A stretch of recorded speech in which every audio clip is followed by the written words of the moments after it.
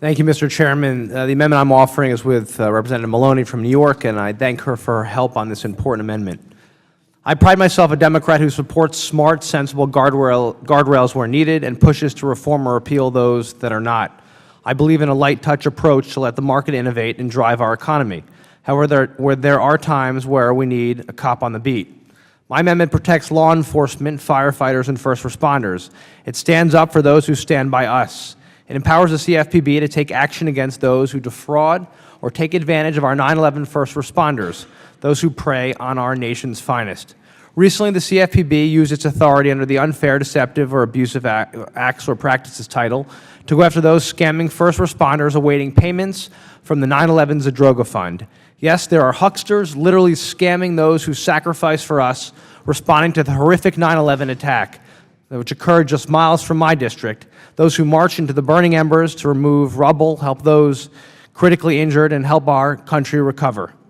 Many of those who were at ground zero suffered from severe illnesses and injuries working on the pile.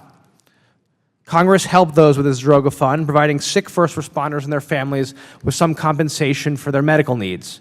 But now companies are trying to take advantage of these heroes and scam their payments. One company allegedly misled police officers, firefighters, and other first responders about the terms of advance payments. In some cases, the transactions were equivalent to usurious rates of more than 250%.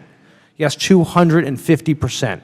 The company used convoluted contracts to confuse first responders, including those sick with cancer, and charged these unlawfully high interest rates for advances.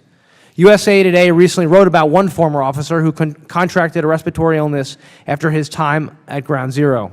The officer received $355,000 in advances as he waited for his settlement for his health care needs, believing he was paying 19%, an outrageous amount itself. Instead, the company sought roughly $860,000 in total repayments, more than double the sum lent. This is simply unacceptable. I sat with Chief Zadroga last year, James Zadroga's father. I believe he would be sickened by what these snake oil salesmen are doing to our firefighters and police. We can't eliminate the CFPB's ability to protect America's first responders. This should not be a partisan issue.